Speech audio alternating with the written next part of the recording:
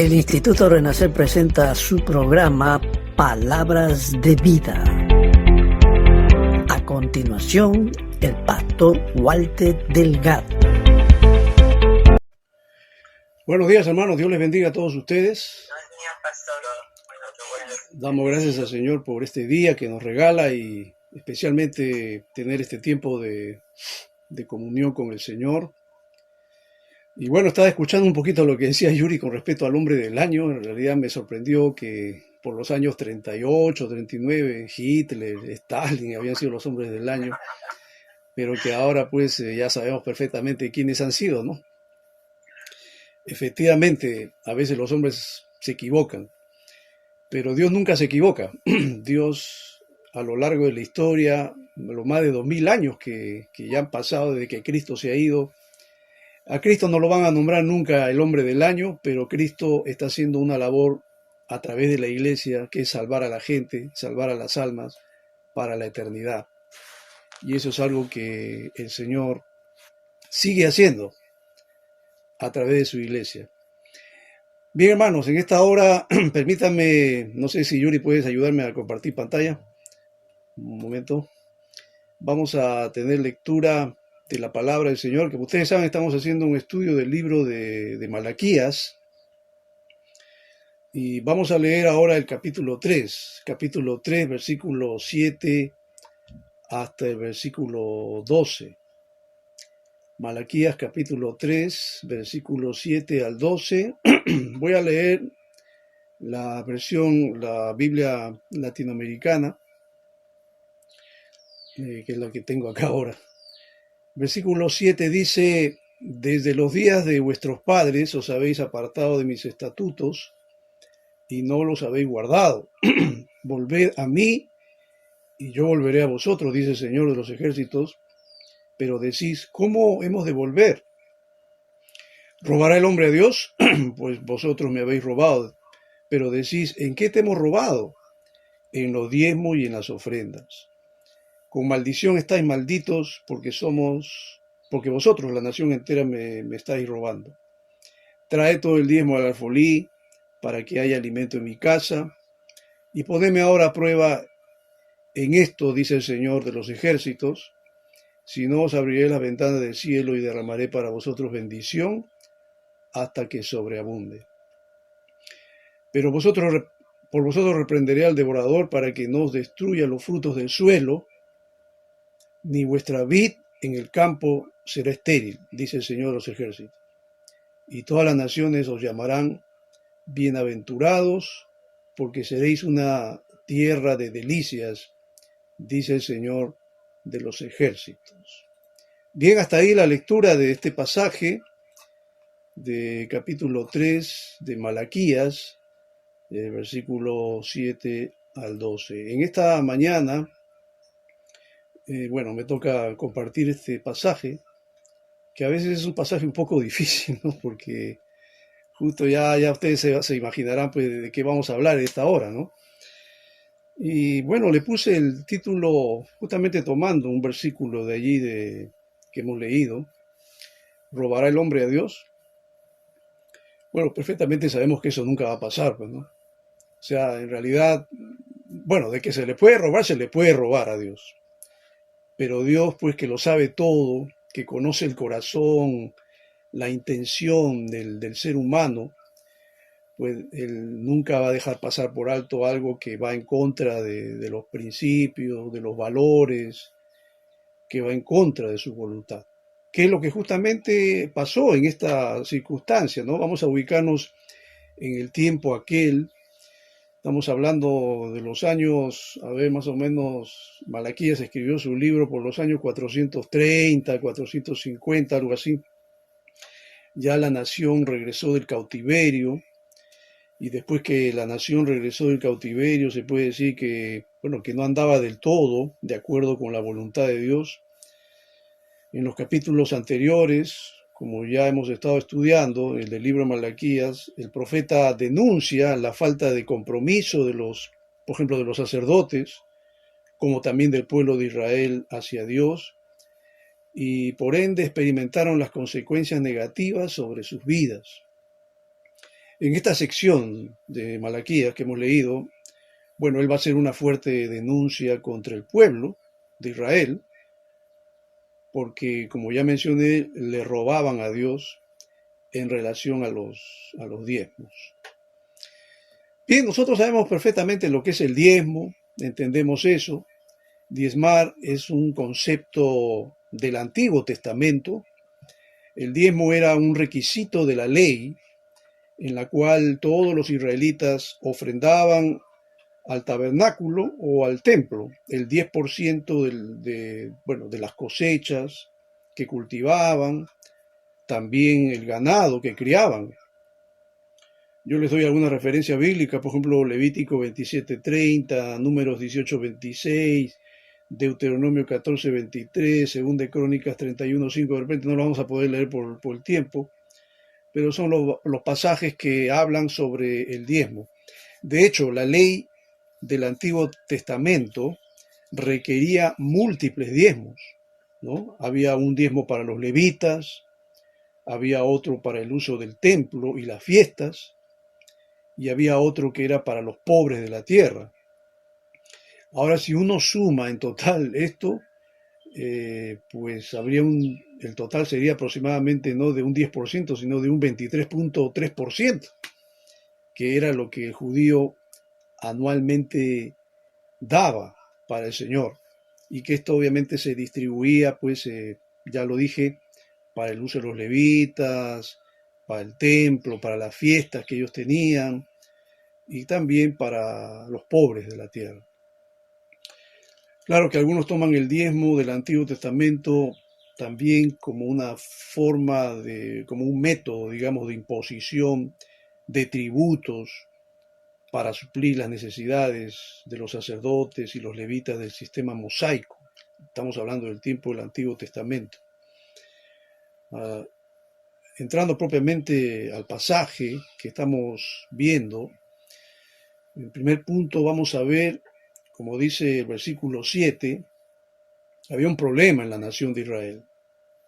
Desde los días de vuestros padres, dice el Señor, os habéis apartado de mis estatutos y no los habéis guardado. El Señor está viendo, no necesariamente el tema de los diezmos, ¿no?, que era uno de los tantos preceptos o mandatos que el pueblo de Israel en ese entonces quebrantaba, sino que el Señor está viendo más allá de eso. Está viendo la poca disposición de la nación de ese entonces de hacer la voluntad de Dios. El Señor no está hablando solamente de la situación coyuntural en que ellos están viviendo, sino que el Señor se remonta más atrás cuando dice, desde los días de vuestros padres. Estamos hablando de generaciones anteriores. Ya ustedes se han apartado de mis estatutos y no los han guardado. No había la disposición de, como dije, de hacer la voluntad de Dios, de obedecer la palabra de Dios. Y bueno, quebrantaban la palabra en muchas cosas. Entre ellas está justamente, por ejemplo, el día de reposo, que tampoco le daban el sentido y la reverencia, y esa fue una de las causales que lamentablemente pues llevó a la nación de Israel al cautiverio.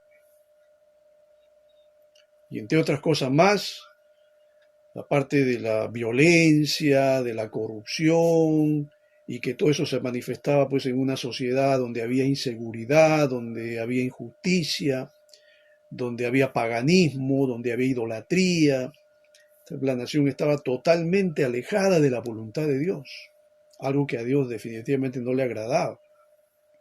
Es por eso que Dios envió pues a sus profetas, envió a todos estos hombres. Bueno, Malaquías ya viene a ser el profeta del retorno, ¿no? Malaquías es digamos, el último de los profetas menores que Dios está usando, pero ya para una nación que ha regresado del cautiverio, pero que está de todas maneras de capa caída, ¿no? Esta es una nación que no está del todo bien espiritualmente hablando y que todavía pues Dios está viendo, como ya lo denuncia aquí el versículo 7, en la primera parte está hablando de una nación que está apartada, está lejos de la voluntad de Dios.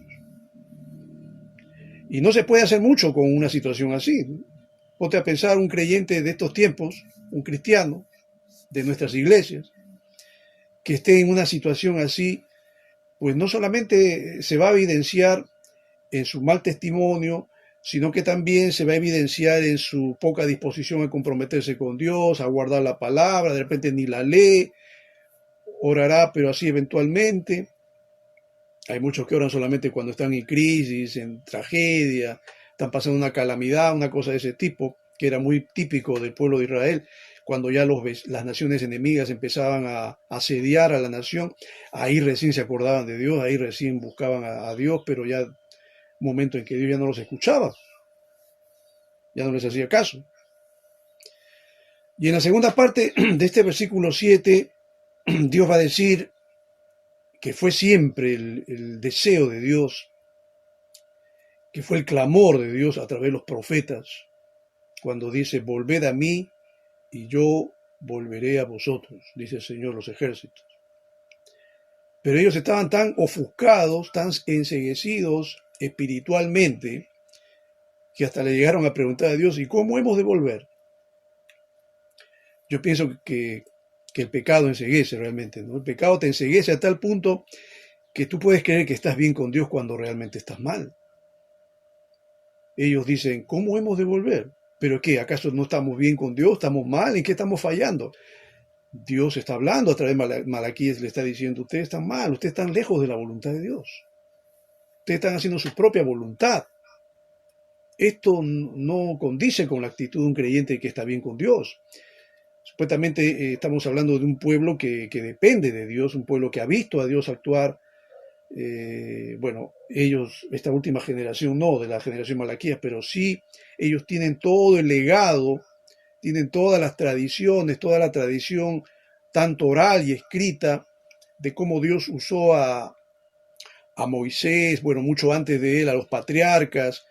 Ellos eran muy conocedores de su historia y sabían perfectamente lo que Dios les estaba hablando a través de la palabra, pero aún así querían estar lejos de su voluntad. Y Dios les está diciendo, vuelvan a mí, regresen, vuelvan nuevamente a tener comunión conmigo y yo me volveré a ustedes. Creo que esa es una de las condiciones. Dios vuelve a ti cuando tú estás dispuesto a volver a Él. Dios se manifiesta en tu vida cuando tú estás dispuesto a someterte a su voluntad. Pero como te dije, el pecado muchas veces nos ofusca la mente, el corazón, y podemos encontrarnos en una nebulosa en que podemos estar desvariando y pensar que no, pero yo estoy bien, aun cuando puedo estar en pecado, pues no, pero yo estoy bien, yo no le hago nada mal a nadie, no, estoy muy bien, las cosas marchan bien, pero hay cosas que no están bien, hay cosas que hay que ajustar, que hay que arreglar, que están lejos de la voluntad del Señor. Bien, entonces entramos ya al punto álgido, al punto central, al meollo, digamos, de este estudio, que no lo considero definitivamente lo más importante, pero este era uno de los puntos que Dios va a empezar a destacar, por ejemplo. Porque si ellos estaban en contra de la voluntad de Dios, iban por otro camino. Entonces, una de las cosas que el Señor va a destacar es justamente lo que es la pregunta, ¿no? del tema, ¿no? Cuando dice el versículo 8 en la primera parte, Malaquías pregunta, ¿robará el hombre a Dios? Y como la nación estaba tan ofuscada, como dije, por el pecado, pues ellos seguramente que no entendían bien esta pregunta, ¿robará el hombre a Dios? Es difícil robarle a Dios. ¿Cómo lo va a robar a Dios? ¿De qué manera? Primeramente, como alguien dijo una vez, Dios es un ser espiritual. ¿Qué le voy a robar a Dios? No, Dios no está hablando tanto de que le vas a robar algo a Él allá en el cielo porque no vas a llegar nunca allá. Digo, en un sentido de que puedes ir allá para robarle algo. No, Dios está hablando de las cosas que son parte de Él, de su reino, y que definitivamente le afecta, bueno, más que a Él, nos afecta a nosotros, porque estamos haciendo algo que no corresponde. Ahora, ¿en qué sentido robarle, no? ¿Robar el hombre a Dios?, pregunta Malaquías. Pues vosotros me estáis robando. Y ahora, miren ustedes, la nación ofuscada, porque no entendía, dice, ¿en qué te hemos robado? ¿En qué te hemos robado? Y el Señor, a través de Malaquías, va a decir, en los diezmos y en las ofrendas.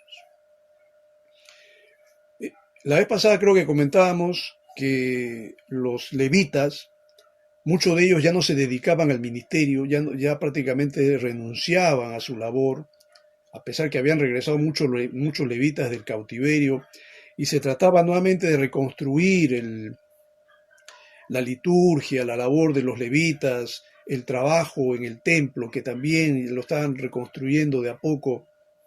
Querían volver nuevamente a los cultos que tenían antes, en los tiempos de David, en los tiempos de Salomón, donde pues había una tal adoración de servicio, de entrega, de comunión, donde la nación vivía pues en sus mejores tiempos. Se dice que la época de oro de Israel fue en el tiempo de Saúl, David y Salomón. A partir de Salomón en adelante empezó la caída del pueblo, empezó la debilidad de la nación, porque ya se levantaron pues reyes que no tenían temor de Dios, eran reyes paganos, muchos de ellos, y que esos reyes lamentablemente dirigieron a la nación también hacia su propia ruina, tanto moral, espiritual y, por qué no decirlo también, material, económica. Y una de las razones que justamente está destacando aquí Malaquías es el tema en relación con la disposición de dar. No honraban a Dios con sus diezmos, dice acá, porque le robaban a Dios en los diezmos y en las ofrendas. Nosotros lo entendemos de otra manera, ¿no? Nosotros los creyentes entendemos que un creyente, un cristiano, le roba a Dios. ¿En qué sentido? Yo tengo un deber moral ante Dios, tengo un deber de ser agradecido a Él, no solamente por la salvación que me ha dado, porque creo que nunca le vamos a dejar de dar gracias a Dios por habernos bendecido con una salvación tan grande. Pero también por otro lado, yo tengo que serle agradecido a Dios porque el Señor me bendice. ¿Me bendice en qué? Me bendice en mi trabajo, me bendice en mis negocios, me bendice en las cosas que yo emprendo, y que definitivamente eso me lleva a mí a ganar dinero, a lucrar y a poder tener un buen estatus económico y qué sé yo. Todo ello. Pero también la Biblia me enseña que yo tengo que ser agradecido. El Señor le enseña al pueblo de Israel, ojo, a la nación de Israel, le enseña que así cuando ellos entren a la tierra prometida, es una tierra que fluye leche, miel, es una tierra abundante en riquezas de la agricultura, pero ustedes van a tener que aprender a dar de allí lo que el Señor llama el diezmo, que es algo que se va a usar, como ya lo mencionamos, era para el uso de los levitas, era para el uso del templo y para las fiestas que ellos tenían anualmente, tenían como 6, 7 fiestas, y también era para los pobres de la tierra. Pero en eso estaban fallando. No daban lo que debían dar. Y al no dar lo que debían dar, a eso se refiere el Señor cuando dice, ustedes le están robando a Dios. Y peor todavía, miren lo que dice el versículo 9. El versículo 9 dice acá palabras fuertes, definitivamente, porque creo que a nadie nos gustaría escuchar algo así. El Señor le va a decir a su pueblo, con maldición estáis malditos, porque vosotros, la nación entera, dice, me estáis robando. Había un descuido, había una dejadez, había una desidia, había una negligencia del pueblo de Israel con respecto a cumplir con lo que llamamos nosotros la mayordomía, ¿no? De nuestras cosas materiales, nuestra mayordomía, tenemos una responsabilidad con Dios. Más que una responsabilidad y un deber, porque tampoco creo que hay que verlo de ese punto de vista, ¿no? Tiene que ser una actitud de gratitud, de agradecimiento y de gozo, porque la Biblia también dice en el Nuevo Testamento que Dios ama al dador alegre. Pero cuando Dios ve la actitud de repente media floja, media desganada, media como forzada, eso ya de plano te digo que es mejor no des tu diezmo, hermano. Porque cuando no hay gratitud, cuando hay así ese tipo de sentimientos, es mejor no dar, porque Dios primeramente ve el corazón y después ve tu ofrenda. Eso pasó justamente, ¿sabes con quién? Con Caín y Abel. Caín era el hermano mayor y Abel era el hermano menor. ¿Quién debería ser el ejemplo? El mayor siempre tiene que ser el ejemplo para el menor. Y la actitud de ambos para acercarse a Dios y llevar su ofrenda era diferente. La Biblia dice que Dios miró a Caín y su ofrenda, y luego miró a Abel y su ofrenda, y Dios vio con más agrado a Abel. Y como consecuencia Dios bendecía más a Abel. Y esto despertó la envidia de su hermano, que en lugar de cambiar de actitud y en lugar, a pesar que Dios le había advertido que su actitud cambiara, pues Caín no quiso y se alejó de la voluntad de Dios, como ya vimos al principio, y lo que es peor, en lugar de corregirse, ¿qué hizo? Pensó que matar a su hermano sería mucho mejor, cosa que ya se quedaría con la bendición de Dios. No, al contrario, eso empeoró las cosas. No se arregló, empeoró, y Dios lo tuvo que echar de su presencia. Entonces, es terrible, ¿no? Pero también sobre Caín cayó una maldición que la tuvo que acarrear hasta los últimos días de su vida. Y sabemos perfectamente que a nadie le gusta eso, porque a mí no me gustaría que a nadie le gusta una maldición, definitivamente. Yo quiero que Dios me bendiga. Todos los creyentes anhelamos y deseamos la bendición de Dios. Tú deseas la bendición de Dios en tu trabajo. Tú deseas la bendición de Dios en tus negocios. Tú deseas la bendición de Dios en tu hogar, familia. Deseas la bendición de Dios en todo lo que tú hagas, emprendas. Yo también lo deseo. Pero algunos de repente pueden sentirse atrofiados en todo esto. No ven la mano de Dios, no ven la bendición de Dios. Las cosas les van mal, no prosperan, no hay nada de eso. Entonces uno se pone a cuestionar y a decir, ¿qué pasa, Señor? ¿En qué te estoy fallando? Y puede ser que estemos fallando en algo. Pongo el punto de referencia como el diezmo porque es el tema que estamos hablando, pero también le podemos estar fallando a Dios en otras cosas. Y bueno, entonces el pueblo de Israel seguramente, como dije al principio, ofuscado, estaba obnubilado, no entendía, pero ¿en qué estamos fallando? ¿En qué le estamos robando? Miren ustedes que no se daban cuenta de lo que estaban haciendo. Para eso estaba el profeta, para eso estaba Malaquías, para hacerle ver los errores que había en ellos. Algo similar, hermano, nos pasa a nosotros, porque nosotros como creyentes también le fallamos a Dios en muchas cosas. Siendo cristianos, siendo hijos de Dios, siendo ya hombres y mujeres que tenemos tiempo en los caminos del Señor, pues también le fallamos. Entonces, no va a haber un Malaquías que te va a hablar así como le habló en ese tiempo, pero sí tienes la palabra de Dios, tienes la Biblia. Y en la Biblia tú tienes a 66 libros, tienes a 40 autores que te van a hablar y te van a decir lo que tú necesitas escuchar, lo que yo necesito escuchar para cambiar actitudes que no van de acuerdo con la voluntad del Señor. Ahora el Señor, bueno, no se queda aquí con esto, no se queda con de maldecirlo solamente, sino que el Señor también les da una promesa. Tercer punto, la promesa de bendición. Verso 10, ¿qué dice? Trae todo el diezmo al alfolí para que haya alimento en mi casa.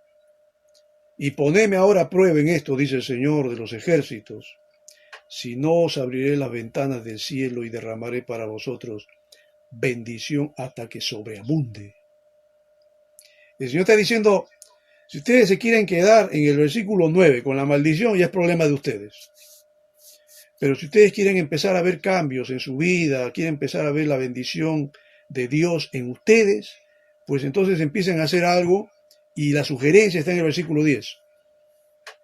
Traigan todo el diezmo al alfolí para cubrir todo lo que ya está predeterminado, está escrito en la ley mosaica con respecto a apoyar a los levitas, para el uso del templo, de las fiestas y del templo, y para ayudar a los pobres. Traigan el diezmo y las ofrendas porque para eso se usa. Traigan el diezmo al alfolí. El Señor dice, hay alimento en mi casa, en el templo, porque los levitas también comían en el templo, se alimentaban, pero todo dependía también de la generosidad del pueblo. Hay alimento en mi casa, pónganme a prueba, dice el Señor, ahora en esto. Y dice el Señor de los ejércitos, si no os abriré las ventanas del cielo. Mira, acá hay una promesa tremenda del Señor que dice que si tú estás dispuesto a ser generoso, grato al Señor, agradecido por lo que Él te da, porque Él te bendice en tu trabajo y todo ello, el Señor te dice, si tú cumples en ser generoso, en ofrendar, en dar tu diezmo para la causa del reino de Dios, el Señor dice acá, yo abriré las ventanas del cielo, voy a derramar para ustedes bendición hasta que sobreabunde, dice el Señor. El Señor nos dice aquí, voy a darles una bendición así, más o menos, algo chiquitito. No, el Señor dice aquí, te voy a dar una bendición hasta que sobreabunde. Y mira lo que dice el versículo 11. Por vosotros reprenderé al devorador para que no os destruya los frutos del suelo, ni vuestra vida en el campo será estéril, dice el Señor de los ejércitos. Mira, no solamente el pueblo de Israel experimentaba la carestía, experimentó el hambre, la sequía, las langostas, que nosotros sabemos perfectamente son esos insectos que les gusta comerse la sementera, tenían estos ataques las langostas por todos lados. Las plagas, aparte de las langostas, habían otro tipo de plagas. Y yo, bueno, he estado trabajando, por ejemplo, en Cañete, que estuve pastoreando hace unos años, también estuve en Huánuco, estuve en Cusco, y bueno, he visitado mucho los campos, la agricultura, porque habían hermanos que tenían sus sementeras, sembraban papa, maíz, ya bueno, ustedes saben todo lo que se siembra en la sierra, en la costa, y muchos de ellos se quejaban que la producción era escasa, no era como antes. Hoy día a la agricultura hay que echarle abono, pesticidas, vitaminas y un montón de cosas que se han creado para ayudar a la tierra y para cubrir también a las plantas de las plagas. Y hay muchos que al final no quedan contentos porque precisamente invierten tanto en esto y la producción es poca. La tierra, muchos de ellos me dicen, ya no es como antes. Yo me pongo a pensar, ¿y por qué no será como antes? Pongo a pensar un poco viéndolo desde un punto de vista espiritual. Viéndolo desde el punto de vista espiritual es que también hay mucho de lo que dice Malaquías también en algunos de ellos, en muchos de ellos. No honraban a Dios como debía ser. Y por eso que también les iba mal. Y estoy hablando de los creyentes, ¿eh? Pero ni qué decir de los que no eran creyentes, porque había un montón de cosas en ellos. Perdían sus cosechas, les robaban las plagas, malograban todo, se endeudaban con el banco y la producción salía mal. Se quedaron pagando al banco de una producción que nunca les resultó buena. Y todas estas cosas, creo yo, no vienen por gusto, tienen una razón de ser. Pero creo que si un creyente aprende a respetar los principios bíblicos de ser bueno y generoso, de saber ser agradecido con lo que Dios te da, Dios también te bendice. Déjame decirte algo, que tal vez no lo comenté al principio, pero creo que es bueno decirlo también. Si bien es cierto, la ley del diezmo fue aplicable a la nación de Israel, hoy en día en el Nuevo Testamento no encontramos mucho la idea del diezmo. No vas a encontrar en las enseñanzas de Pablo la palabra diezmo. Sí vamos a encontrar lo que Pablo dice, que cada uno separe cada día de la semana a lo que corresponde para el Señor. En el Nuevo Testamento se usa más la palabra ofrenda, ¿no? El diezmo en realidad no debería ser algo obligatorio, pero sí debe ser algo que el creyente asuma con voluntad, con gratitud, porque sabe que es una forma de corresponder la bendición que uno está recibiendo en su trabajo, en sus negocios. Si bien es cierto la palabra diezmo, algunas iglesias ya no la usan más bien contribuciones, ofrendas o algo así, pero la ley es la misma. El Señor dice, dad y recibiréis, ¿no? Hay una palabra que no recuerdo bien el texto, lo voy a parafrasear, pero dice que si damos generosamente, también Dios nos dará una medida buena, apretada y remecida, cuando hay esa disposición de dar para la obra, para la causa del Señor. Muy bien, el Señor le va a decir finalmente, versículo 12, y todas las naciones. Mira cómo Dios espera y sueña y desea que la nación de Israel vuelva a la gloria que tuvo antes, cuando dice, todas las naciones os llamarán bienaventurados, porque seréis una tierra de delicias, dice el Señor de los ejércitos. Bueno, hoy día Israel es una nación diferente, no es el pueblo de Israel de los tiempos antiguos, pero yo sé que Dios tiene también planes con su pueblo, con la nación de Israel, definitivamente, porque Dios desea que también el pueblo de Israel se convierta a Cristo y experimente la salvación de su alma. Quiero ir concluyendo lo que estoy diciendo en esta mañana acerca de un personaje que me llamó mucho su historia, su vida, ¿no? Bueno, seguramente que ustedes lo están viendo acá, es un tipo gordito, pero ¿quién será? Bueno, él se llamó William Colgate, seguramente has escuchado de él. William Colgate, él fue un empresario inglés que nació el año 1783, allí en enero del 83. Él nació en la localidad de Kent, en el Reino Unido. Y siendo muy joven, William Colgate emigró a Nueva York, pues se vio obligado a abandonar su hogar ya que sus padres no podían sostenerlo debido a la gran escasez económica en la que vivían. Con tan solo 16 años, ¿no?, de edad, él se ganaba la vida recorriendo las calles, vendiendo jabones con una caja de madera colgada al cuello. Con sus ventas, dice la historia de este hombre, ayudaba a su mamá, quien ya era una mujer viuda. Además tenía que colaborar para la educación de su hermanita. Y siendo él un joven de campo, se encontró con lo duro de conseguir trabajo en la gran ciudad. Sin embargo, su fe en Dios lo ayudó a continuar en la búsqueda por superarse y prosperar. ¿No? Es como el típico provinciano que llega a la capital, pero viene con esa energía y esa pasión y ese deseo de salir adelante. Y dice la historia que un día este hombre, para protegerse de la lluvia, se refugió en una iglesia y escuchó cuando un predicador narraba la historia de Jacob. Y escuchó el pasaje de Génesis 28, 20 al 22, que dice, e hizo Jacob voto, diciendo, si fuere Dios conmigo, y me guardare en este viaje en que voy, y me diere pan para comer y vestido para vestir, y si volviere en paz a la casa de mi padre, Jehová será mi Dios, y esta piedra que he puesto por señal será casa de Dios, y de todo lo que me dieres, el diezmo apartaré para ti. Esa fue la promesa que le hizo Jacob a Dios. Eso está registrado en Génesis 28, 20 al 22.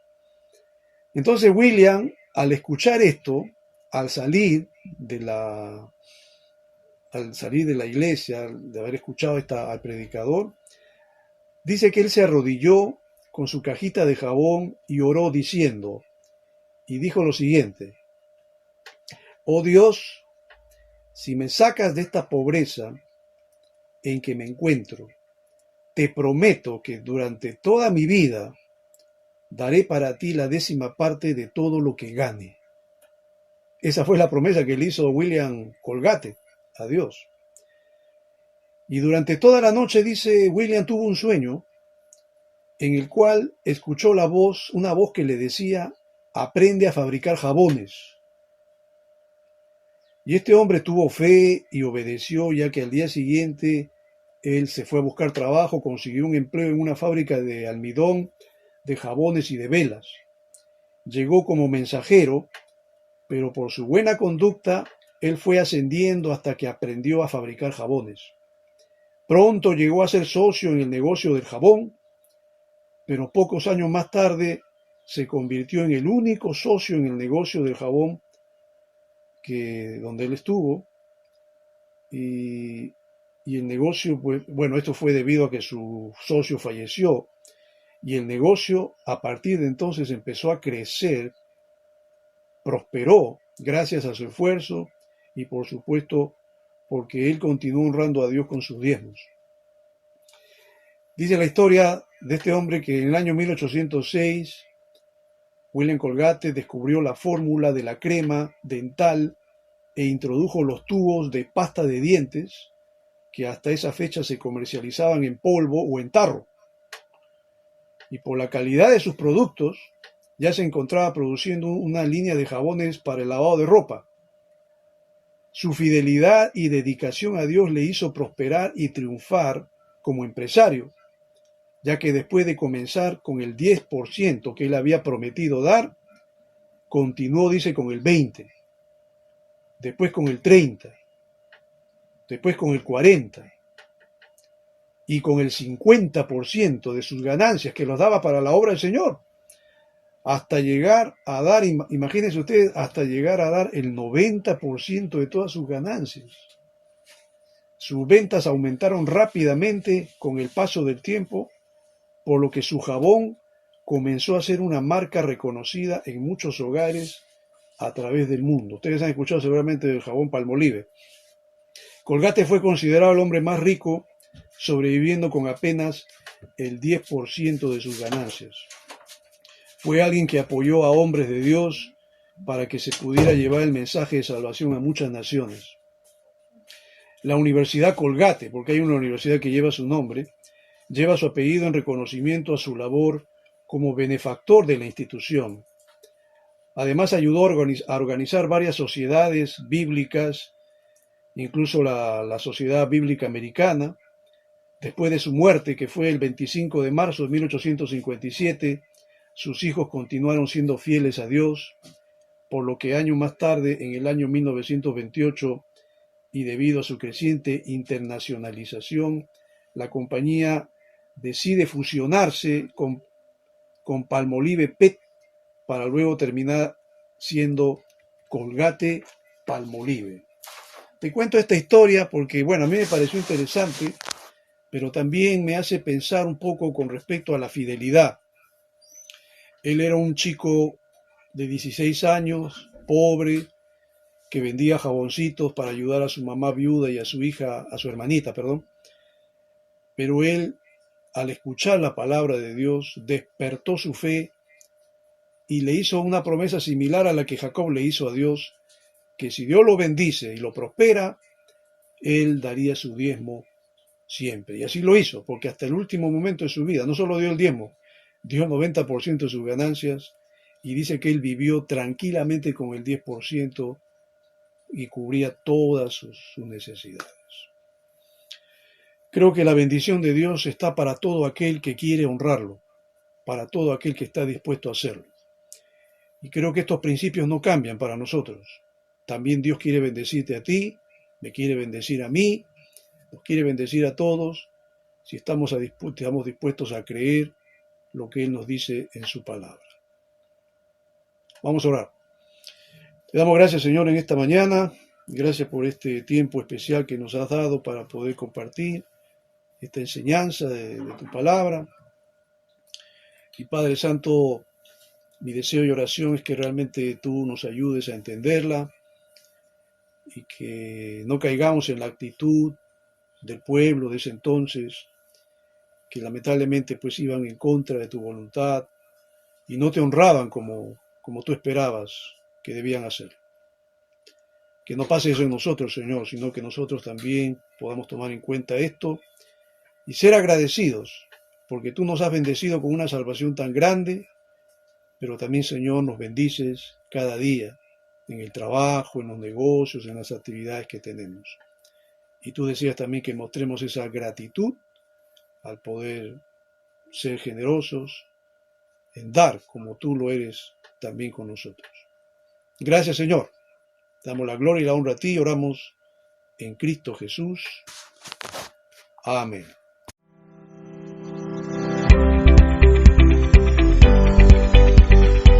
El Instituto Renacer presentó su programa Palabras de Vida. Esperamos que este programa haya sido de bendición para tu vida. Nos vemos en una próxima edición.